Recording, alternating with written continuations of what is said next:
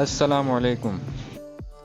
دلچسپ و عجیب میں خوش آمدید۔ کیا پل تعمیر کرنے پر بھی سزا ہو سکتی ہے؟ جی ہاں، ایسا ہی کچھ واقعہ پیش آیا ہے چین میں۔ ایک چینی شہری جس نے اپنے پیسوں سے گاؤں کے لیے ایک الگ پل تعمیر کرایا، اس کو جرمانہ اور 2 سال قید کی سزا سنائی گئی۔ 2005 سے قبل شمالی چین کے صوبہ جیلن میں واقع یانلن گاؤں کو دریائے تاور نے مکمل طور پر تباہ کر دیا تھا، جس کی وجہ سے مقامی لوگوں کو قریب ترین پل تک پہنچنے کے لیے تقریباً 70 کلومیٹر کا سفر کرنا پڑتا تھا۔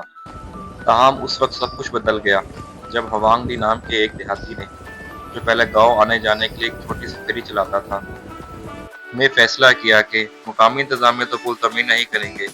اس نے دریا پر ایک چھوٹا پل بنانے کا فیصلہ کر لیا۔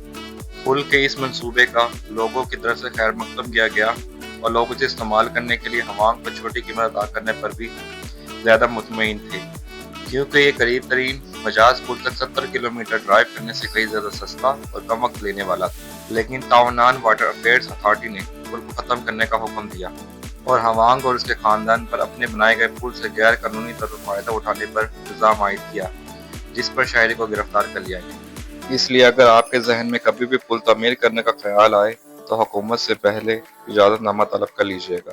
امید ہے آپ کو ہماری یہ ویڈیو پسند آئی ہوگی۔ چینل کو سبسکرائب، ویڈیو کو لائک اور کمنٹ میں اپنی قیمتی رائے کا اظہار ضرور کیجیے گا۔